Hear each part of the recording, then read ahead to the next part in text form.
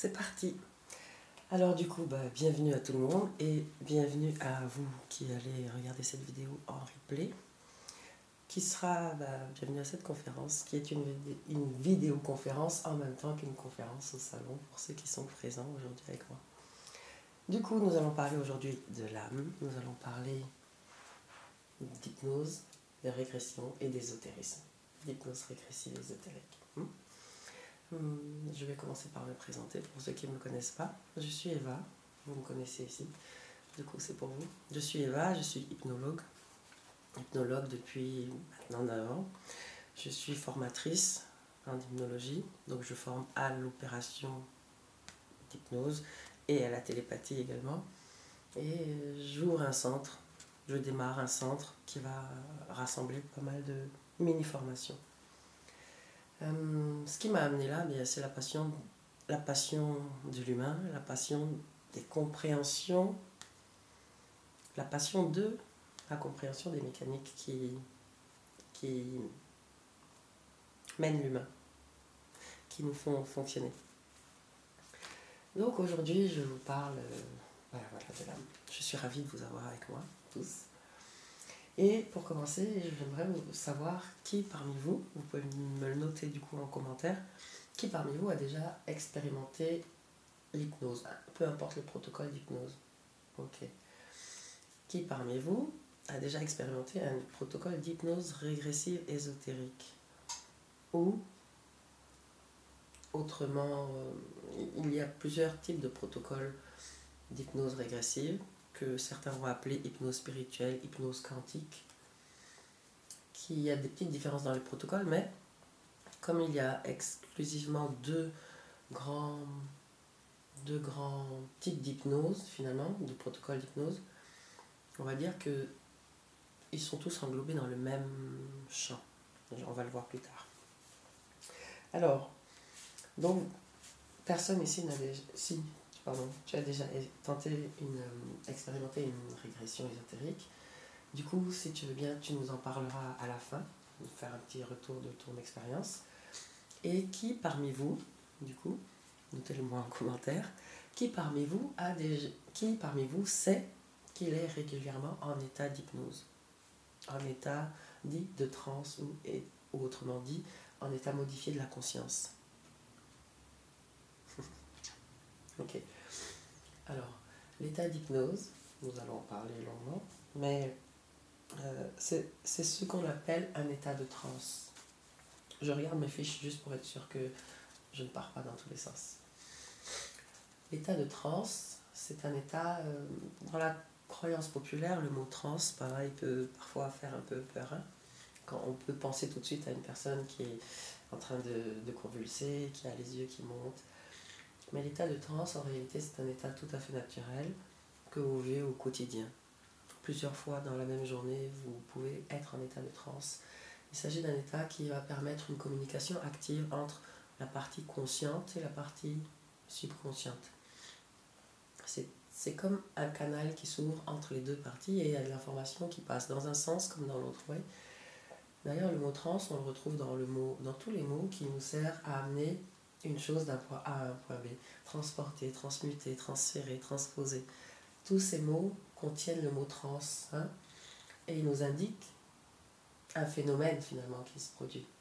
Là, ce phénomène est un phénomène qui se produit au niveau de notre conscience, c'est-à-dire que notre conscience atteint un certain niveau, pas notre conscience, lorsque notre cerveau émet certaines ondes cérébrales, ça crée un canal. Ces ondes ouvrent comme un portail entre la partie consciente et la partie subconsciente. Du coup, lorsque nous pratiquons l'hypnose consciemment, alors nous allons plutôt utiliser un protocole qui sert à induire l'état de transe consciemment. Parce que l'état de transe arrive tout au long de la journée, quand vous êtes en pleine lecture, quand vous méditez, quand vous priez, quand vous êtes en pleine lecture, quand vous regardez un film, quand vous faites de la musique, quand vous faites du crochet, vous pouvez entrer en état de transe.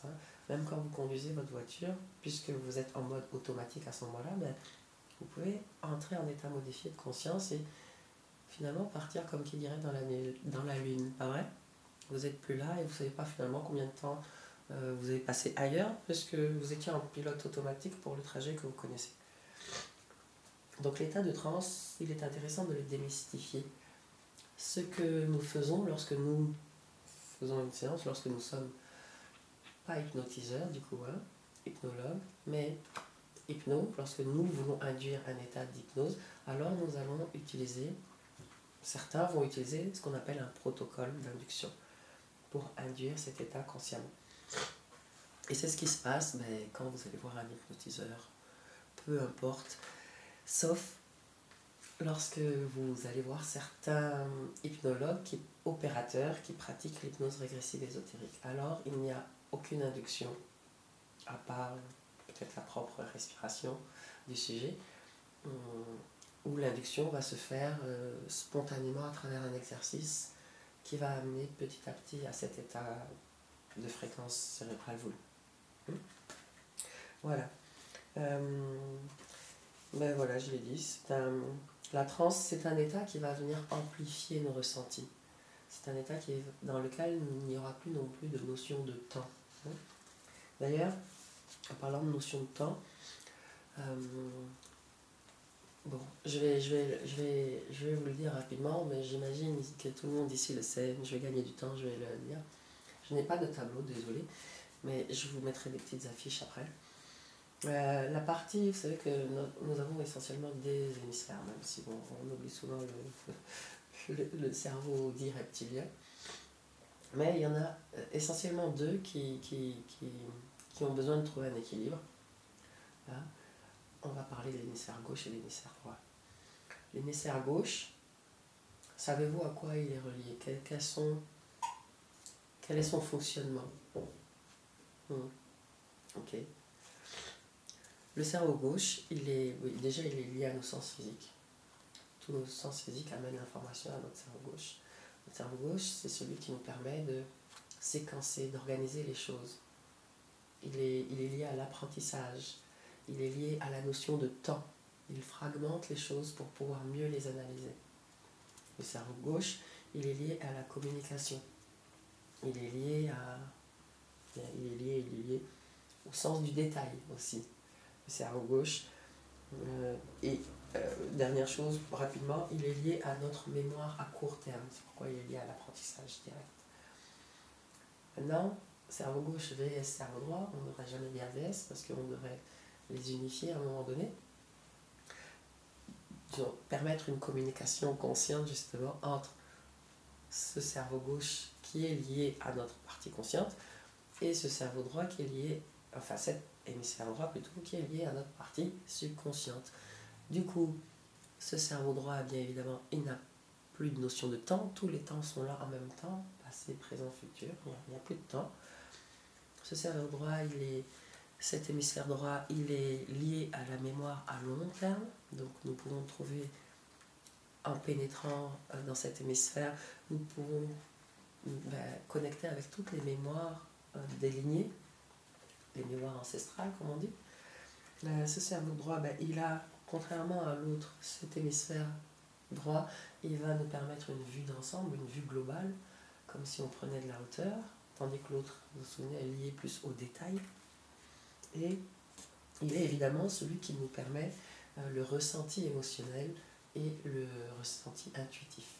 L'intuition, comme on dit, et le ressenti émotionnel, puisqu'il va être plus lié au cœur. Voilà, pour nos deux hémisphères. Du coup, l'idée simple dans une régression, dans une hypnose régressive ésotérique, c'est de permettre à l'hémisphère gauche d'entrer en contact consciemment avec l'hémisphère droit pour aller chercher l'information qui s'y trouve, si cette information est source de blocage aujourd'hui dans notre vie, puisque nous portons les mémoires de toutes nos lignées. Déjà, rien que cela, ça fait que aujourd'hui, nous pouvons avoir, comme on dit, des conséquences, ou comme d'autres diraient, un karma de toutes les actions passées, parce que nous portons des mémoires. Ce sont des conséquences que l'on va voir dans l'énergie, des blocages que l'on va retrouver dans la structure énergétique même de l'individu. Et, qu'est-ce que je voulais dire? Je voulais dire autre chose. Oui, bon, c'est pas grave. J'en ai fini pour la transe, mais je vais revenir sur ces deux grands courants en hypnose connus. Il y a le premier courant va utiliser un champ restreint de la conscience, c'est-à-dire que nous allons le sujet va être amené à focaliser sa conscience sur un point pour s'extraire du monde extérieur, pour sortir sa conscience, son attention du monde extérieur pour être concentré.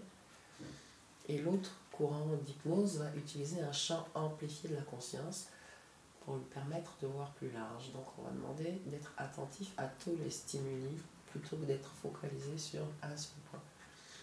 Et le fait d'être attentif à tous les stimuli va permettre de prendre de plus en plus de hauteur pour avoir cette vue d'ensemble, cette vue globale qui nous permet de voir comment à un instant T, une action, un ressenti, un événement a engendré une conséquence aujourd'hui ou dans un autre espace. En tout cas, c'est ce champ amplifié de la conscience qui nous permet de voyager dans nos informations, comme qui dirait quantiques.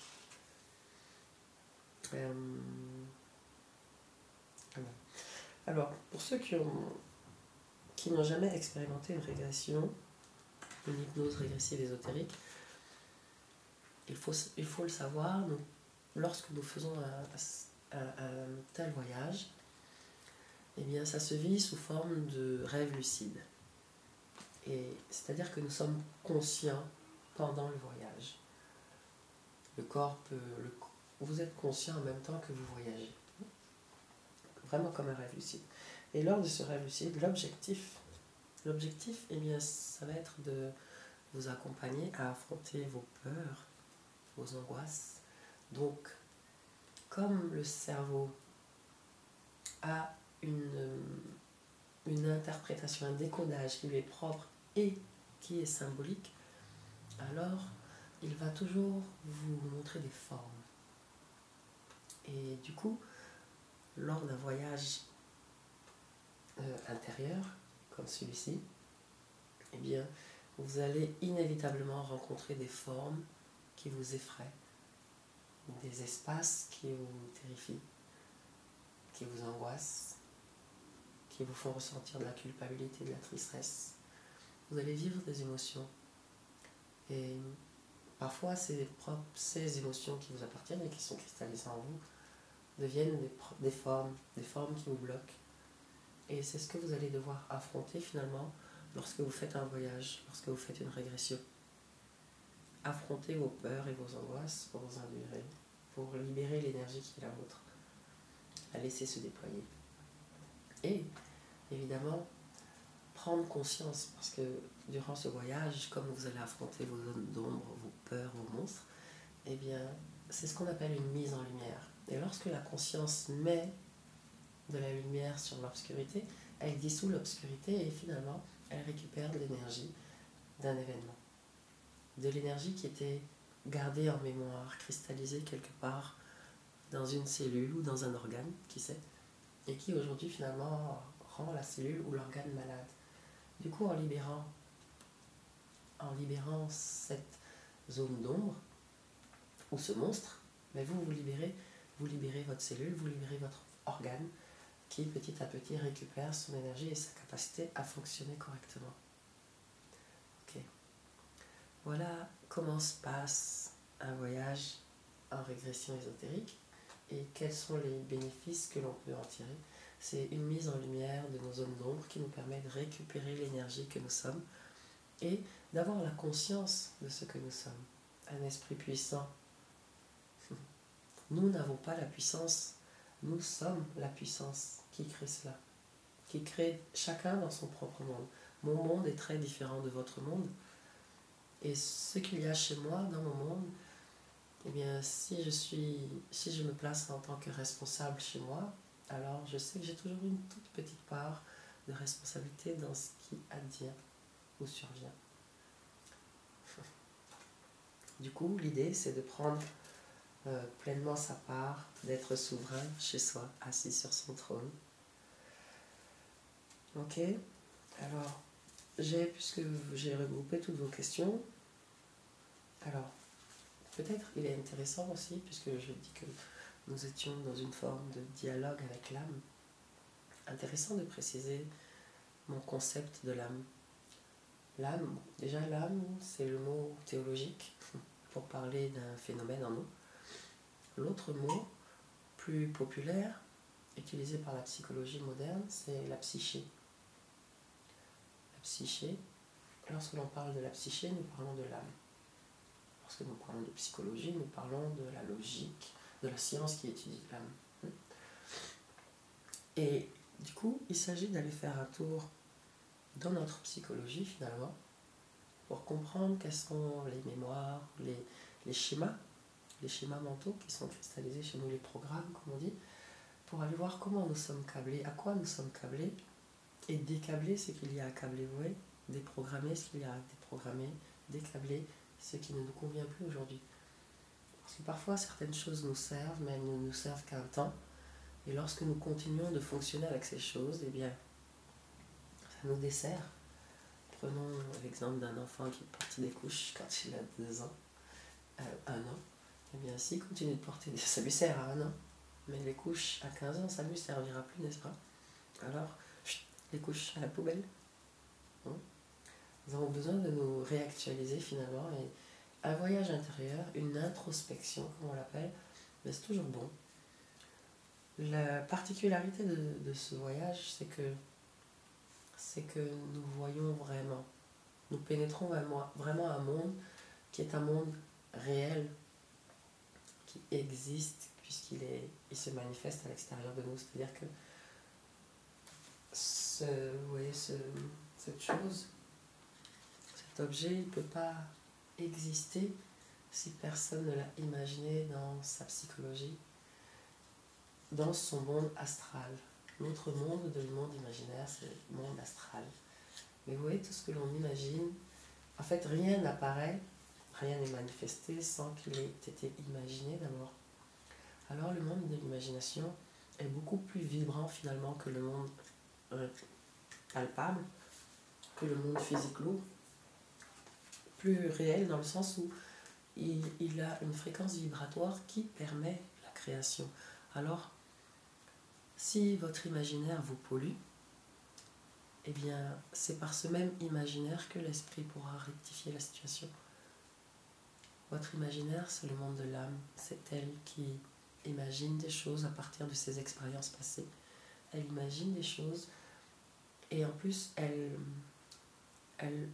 se pollue parfois avec ces choses. Alors,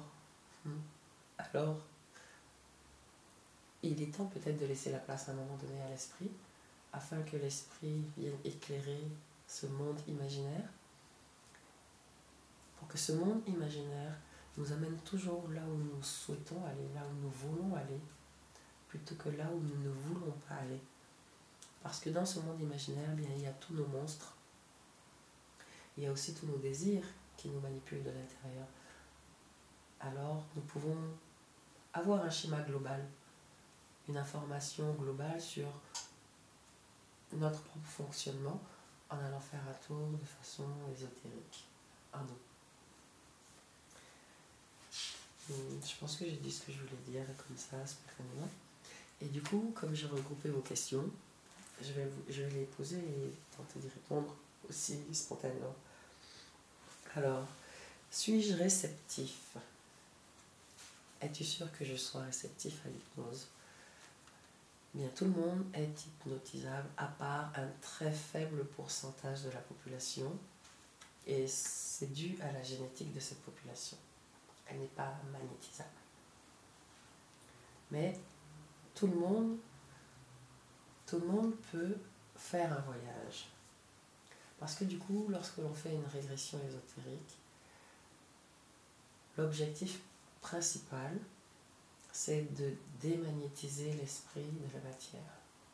De permettre à l'esprit un voyage avec tellement de recul que finalement il sort de l'hypnose matérielle.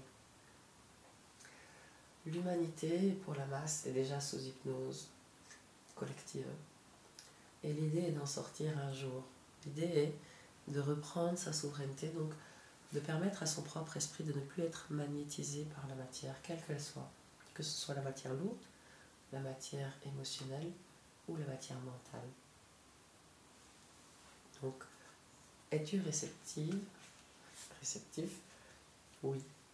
Pour la majorité des gens, vous l'êtes. Va-t-on...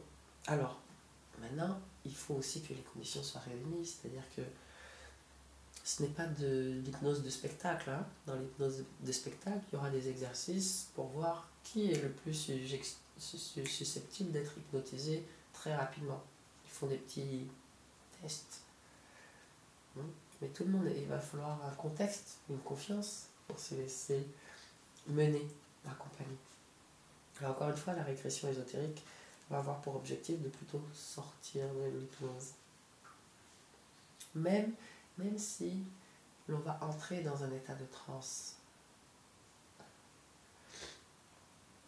Alors, va-t-on revivre le passé et ses émotions? Ce n'est pas une obligation.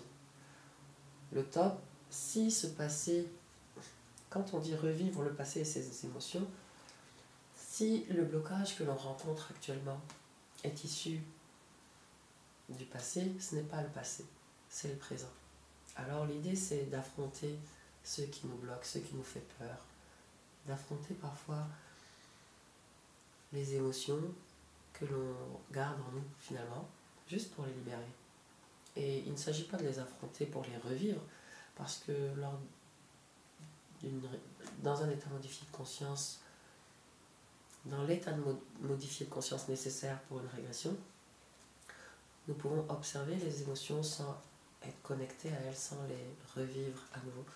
Juste les observer, cela suffit. Pas besoin de permettre à l'émotion de s'exprimer à nouveau dans le système. Que révèle-t-on sous hypnose? Eh bien, on révèle ce que l'on a envie de révéler. Lors d'un voyage intérieur, il y a énormément d'informations qui vont arriver à la conscience. Mais toute l'information n'est pas nécessaire à donner. Néanmoins, le sujet aura de l'information, puisqu'il s'agit de prendre une vue d'ensemble. Donc, l'information sera présente et finalement, le sujet partage ce qu'il a envie de partager. Par contre, autant être authentique, si on vient libérer quelque chose, autant le libérer, être authentique. Mais la personne est consciente en même temps, alors elle fait le choix de révéler ce qu'elle veut ou pas. Les changements sont-ils définitifs? Tout dépend. Tout dépend de la conscience et de sa capacité à opérer des changements en elle. Mais un changement, une vraie prise de conscience est toujours définitive, oui. Toujours. Souvenez-vous, vos dernières prises de conscience réelles, eh bien, en règle générale, c'est difficile de revenir en arrière lorsqu'il y a eu une prise de conscience. Peut-on rester bloqué en état d'hypnose? Non. Vous êtes déjà en état d'hypnose. Et alors la question du coup c'est lorsque l'on vit une séance et que nous voyageons, peut-on rester bloqué? Bien non. Voilà, la réponse est tout aussi simple en réalité. Tout dépend, alors je vais dire oui et non. Lors d'un protocole de régression ésotérique, l'opérateur a besoin d'être très vigilant parce que la conscience peut être omnibulée par certains espaces et certaines fréquences. La conscience peut descendre très bas dans des niveaux de fréquences très lourds. Et si l'opérateur n'est pas vigilant, effectivement, il peut y avoir pas un blocage, pas que la conscience reste bloquée, mais que la conscience revienne avec une sorte d'omnibulation de l'espace ou des énergies croisées. Du coup, à l'opérateur d'être vigilant à ce genre de choses. Mais on ne reste pas bloqué en état d'hypnose, non. Peut-on être manipulé sous hypnose? Oui et non. Oui, on peut être manipulé si l'hypnose est répétitive, comme finalement la masse l'est par l'hypnose collective qu'elle subit. Donc oui, elle est manipulée. Peut être manipulée sous hypnose.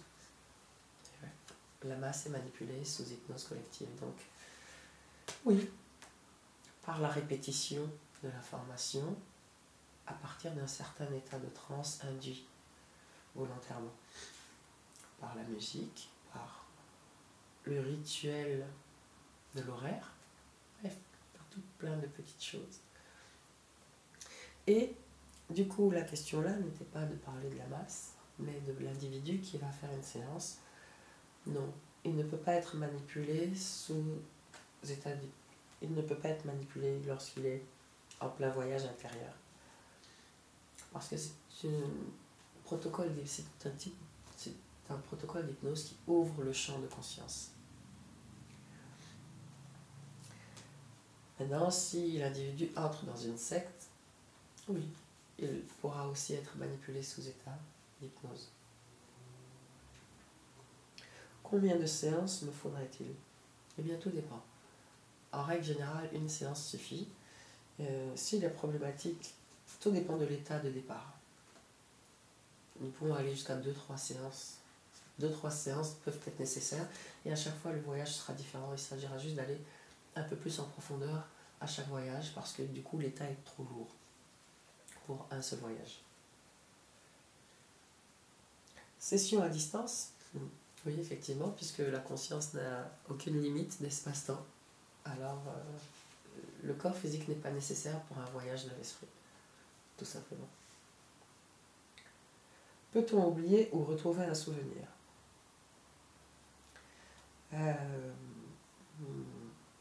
Je répondrai oui. Oui et non. Parce que le monde de la mémoire est un monde très particulier, le monde astral. Toutes les informations se mélangent, les nôtres, celles des autres. Nous voyageons dans nos propres mémoires, mais également dans la mémoire collective. Et ces mémoires se mélangent, elles sont fusionnées. Parfois, nous croyons qu'un souvenir nous appartient alors qu'il ne nous appartient pas. Parfois, nous pensons qu'il ne nous appartient plus alors qu'en réalité, il nous appartient. Ce n'est pas la réalité de l'événement du souvenir qui compte. En réalité, c'est l'empreinte qu'il a laissée chez nous. C'est ça qui est important de voir. Quelle est l'empreinte, la marque laissée, et se défaire de la marque. Ce n'est pas l'événement lui-même qui est important. C'est l'énergie que l'on perd ou que l'on prend dans cet événement. L'hypnotiseur rentre-t-il dans ma tête? Jamais un opérateur en régression ésotérique ne rentrera dans la tête de quelqu'un. Et je ne peux pas répondre pour les autres hypnotiseurs, même si je pense que certains tentent de le faire effectivement. Certains protocoles d'hypnose même pénètrent dans la tête pour modifier un programme et en placer un autre. Quand on va voir un hypnotiseur qui pratique par exemple l'hypnose ericksonienne, eh bien cet hypnotiseur, ce thérapeute va induire un état modifié de conscience pour vraiment focaliser la conscience à un endroit pendant qu'il bricole ailleurs. C'est une forme d'intrusion, effectivement, pour moi. C'est enlever un programme pour en mettre un autre. Normalement, le nouveau programme est censé être bénéfique. Mais parfois l'ancien programme n'est pas enlevé. Et ils font juste un écrasement de programme comme ça. Et du coup, on va voir que ça crée une double problématique à l'avenir. L'idée, c'est d'aller voir l'origine même qui génère le programme et tout changer à l'origine pour qu'il n'y ait aucune répercussion nulle part. Voilà. Bien. Okay. Alors, avant de terminer, j'ai envie de vous dire que pour aller plus loin, je vous invite évidemment à expérimenter votre propre voyage par vous-même, accompagné d'un opérateur. J'en ai dans mes centres, puisque j'ai des élèves issus de ma formation. Du coup, il y a différents opérateurs qui peuvent vous accompagner. Je peux le faire aussi.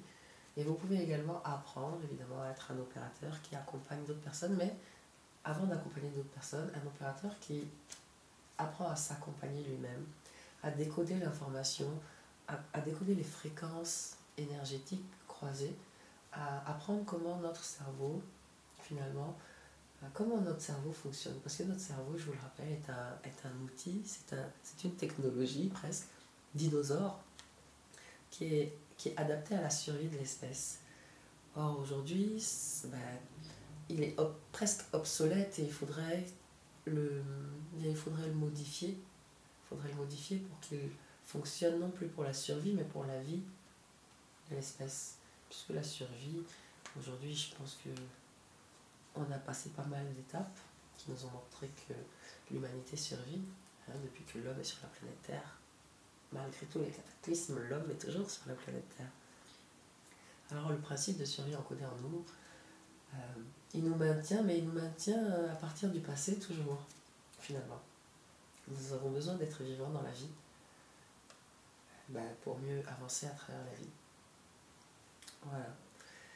Donc si vous voulez, je vous mets pour vous toutes les informations pour pouvoir entrer en contact avec moi. Et pour vous, on continue et on va échanger un petit peu maintenant. Merci à vous et merci à vous. Ciao.